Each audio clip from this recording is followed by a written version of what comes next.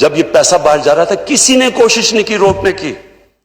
کسی نے یہ کوشش نہیں کہ باہر ان کے پراپرٹیز اتنی بڑی بڑی باہر ہیں, کسی نے نہیں پوچھا کہ کدھر سے پیسہ گیا ہے. انہوں نے مجھے عدالت میں جب مجھے پولیٹیکلی وکٹمائز کر کے یہ عدالت میں مجھے لے کے گئے, کیونکہ پولیٹیکل وکٹمائزیشن تھی, کیونکہ میرا تو فلیٹ 2002 کا ڈکلیئر تھا, لیکن 2016 میں اس لیے لے کے گئے کیونکہ میں نے ان کا پینما کا کیس اٹھایا ہوا تھا. تو پینما کا جب کیس اٹھایا تھا اس میں پھر مجھے پریشرائز کرنے کے لیے عدالت میں لے گئے. تو اسپیکر صاحب, اگر میں جو پبلک آفس ہولڈر نہیں تھا, ایک سپورٹس مین تھا, میں اگر 40 سال پرانے کانٹریکٹس دکھا سکتا ہوں, میں اپنی ساری منی ٹریل دے سکتا ہوں پاکستان میں پیسہ لانے کے لیے, یہ ایک ڈاکیومنٹ نہیں دے سکتے کہ پیسہ باہر کیسے گیا ہے. یہ بتا سکتے ہیں کہ ہائیڈ پارک, کیونکہ میں لندن, میری بڑی زندگی گزری ہے, ہائیڈ پارک لندن کا تقریباً سب سے مہنگا پراپرٹی ہے. مے فیئر دنیا میں مہنگا ترین شہر ہے لندن, اور مے فیئر لندن کا مہنگا ترین علاقہ ہے. ادھر ان کے پاس اتنی پراپرٹیز, کدھر سے آیا پیسہ؟ یہ کوئی ڈاکیومنٹ بتا دیں کہ پیسہ باہر کدھر گیا. دوسری طرف آصف زرداری کی پراپرٹیز کی لسٹ ہے, اپنے نام پہ نہیں لیے ہوئے. ایک نیو یارک میں فلیٹ غلطی سے اپنے نام پہ لے لیا جو ایک کیس چل رہا ہے, باقی تو اپنے نام پہ نہیں. یہ کدھر سے پیسہ آیا؟ تو جب ایک ملک کی جو سربراہ جب وہ پیسہ چوری کر کے باہر لے کے جاتے ہیں اور ڈالرز میں باہر لے کے جاتے ہیں, دبئی میں ان کی پراپرٹیز ہے, وہ یہاں سے کنورٹ کرتے ہیں, روپے کو ڈالر میں باہر لے جاتے ہیں. تو جب وہ لے کے جاتے ہیں, وہ دو چیزیں ان کو کرنی پڑتی ہے. پاکستان کے ادارے پہلے تباہ کرتے ہیں. پہلے نیب میں انہوں نے مل کے اپنا آدمی رکھوایا, وہ جو نیب چیئرمین تھا, انہوں نے کیسز ان کے بند کیے. ہدایبہ پیپر مل اوپن اینڈ شٹ کیس تھا, اس کے اوپر اسحاق ڈار کی باقاعدہ صرف سٹیٹمنٹ نہیں ہے, اس نے بینک اکاؤنٹس دیے ہیں کہ جدھر جدھر یہاں سے پیسہ باہر گیا, نام دیے ہوئے اس نے. اوپن اینڈ شٹ کیس, ان کا اپنا آدمی نیب میں بیٹھا ہوا تھا, اس نے وہ آگے پروسیڈ نہیں کیا. تو انہوں نے یہ جو 10 سال کے اندر 4 گنا زیادہ پاکستان کے قرضے بڑھے ہیں. 60 سال کی تاریخ میں ٹوٹل پاکستان کا قرضہ 6,000 ارب تھا, 10 سالوں میں پہنچ گیا 30,000 ارب. ہمارا جو سب سے بڑا مسئلہ کیا بنا ہوا ہے, جو ہم نے ٹیکس کا پیسہ اکٹھا کیا پہلا سال, اس کا آدھا چلا گیا ان کے قرضوں کی قسطیں ادا کرنے پہ. ملک کدھر سے چلاتے ہیں؟ پھر ہمیں کہتے جی آپ قرضے لے رہے ہیں. اگر ہم قرضے نہ لیں تو ہم ملک کیسے چلائیں؟ آدھا تو جو پیسہ اکٹھا کیا ان کی قرضوں کی قسطوں پہ چلا گیا. اب جو ہم نے کرونا کی وجہ سے کم کلیکشن ہوئی, پھر ہمارا 1,000 ارب کم ہوا, تو 4,000 ارب اب جو اکٹھا کیا یہ سیکنڈ ایئر میں, اس میں سے 2,600 ارب وہ چلا جائے گا قرضوں کی قسطوں دینے پہ.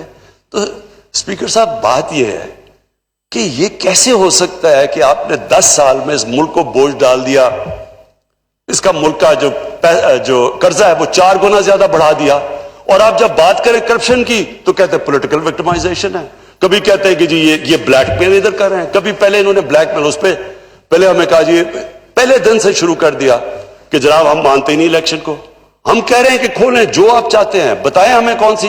اس کے بعد بات ہی نہیں کی, اسمبلی نہ چلنے دیں, تقریر نہ کرنے دیں. یہ تو آج وہ ہے نہیں تو میں تقریر کر رہا ہوں, نہیں تو تقریر نہیں کرنے دیتے. تو یہ وہ لوگ ہیں جو ان کا انٹرسٹ ہی نہیں ہے پاکستان کا. دیکھیں نا, اگر جو اسمبلی کا سب سے بڑا کام ہے کہ پبلک انٹرسٹ کی حفاظت کرنا, تو کیا یہ پبلک کے انٹرسٹ کی حفاظت کر رہے ہیں؟ یہ تو اپنے جو لیڈرز کی چوری کیے ہوئے پیسے کی حفاظت کر رہے ہیں. ان کا تو انٹرسٹ ہی الٹا ہے پاکستان سے. جو پاکستان کا انٹرسٹ ہے, پاکستان کا تو انٹرسٹ ہے کہ یہ چوری کیا ہوا پیسہ واپس ہے. انہوں نے اپنی اپوزیشن کا مقصد یہ بنا دیا کہ کسی طرح وہ اس چوری کیے ہوئے پیسے کو بچا لیں. کیسے ایک ملک ترقی کر سکتا ہے جب ایک ملک کے جو بڑے بڑے جن لوگوں کے پاس اتنا, ہمیں پتہ ہے, ہمیں اسپیکر صاحب میں نے تو ان کو سب کو دیکھا ہوا ہے, مجھے تو پتہ ہے ان کی پہلے حالات کیا تھے. مجھے تو پتہ ہے یہ جس طرح آپ جو دیکھ رہے ہیں اسحاق ڈار کو دیکھیں, اسحاق ڈار ایسے لگتا ہے کہ اس کے باپ کی سائیکل کی دکان نہیں تھی, مے فیئر میں کوئی مرسیڈیز کا شو روم تھا. نواز شریف کی فیملی, اب ان کی فیملی دیکھ لیں, ان کی فیملی ایسے نہیں لگتی کہ گوال منڈی میں بڑی ہوئی ہے, लगता है ये बकिंगम पैलेस में बड़े हुए हैं सारे। किधर से पैसा आया? इतना पैसा और जवाब मांगो तो जी ये सियासी इंतकामी कार्रवाई हो गई। स्पीकर साहब, मैं आखिर में मैं ऑपोजिशन को फिर कहता हूं, आपने जो भी, हम हर तरह की आपसे कॉम्प्रोमाइज करने के लिए तैयार हैं। जो आप चाहते हैं मुल्क के लिए, जमहूरियत के लिए, हमारे से कहें, हम कॉम्प्रोमाइज करने के लिए तैयार हैं, लेकिन हम करप्शन के ऊपर कॉम्प्रोमाइज करने के लिए नहीं।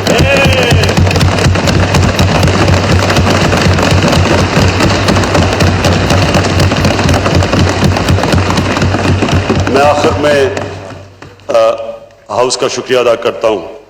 ये जो पीएमडीसी का बिल पास किया, ये बहुत जरूरी था। स्पीकर साहब, बदकिस्मती से हमारी जो मेडिकल कॉलेजेस और हमारे जो डेंटिस्ट्री उनके कॉलेजेस की जो स्टैंडर्ड है वो गिरती जा रही थी। इसके लिए बड़ा जरूरी था कि जो इंटरनेशनल बेस्ट प्रैक्टिसेस हैं उसके मुताबिक हम इनकी स्टैंडर्ड्स रेज करें। और ये जो बिल था, ये कोशिश तो कर रहे थे 1.5 साल से।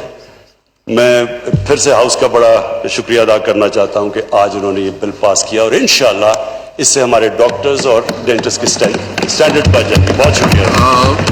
ये पाकिस्तान नहीं, अपने लीडर्स के पैसों की हिफाजत कर रहे हैं। हमने जो टैक्स इकट्ठा किया आधा कर्जों की किस्तों में चला गया। जब हुक्मरान मनी लॉन्ड्रिंग करते हैं तो इदारे कमजोर हो जाते हैं। मेफेयर लंदन का महंगा तरीन इलाका है, इनके पास कहां से पैसा आया? मैं अगर मनी ट्रेल दे सकता हूं तो ये क्यों नहीं दे सकते? वजीर आजम इजहार ख्याल कर रहे थे। अभी एक ब्रेक लेते हैं, जिसके बाद हाजिर होंगे हेडलाइंस के साथ। आप हमारे साथ रहिए। 70 सालों से इंटरनेशनल स्टैंडर्ड पर खालस ताकतवर स्टील बिलेट से बने ग्रेड 60 और ग्रेड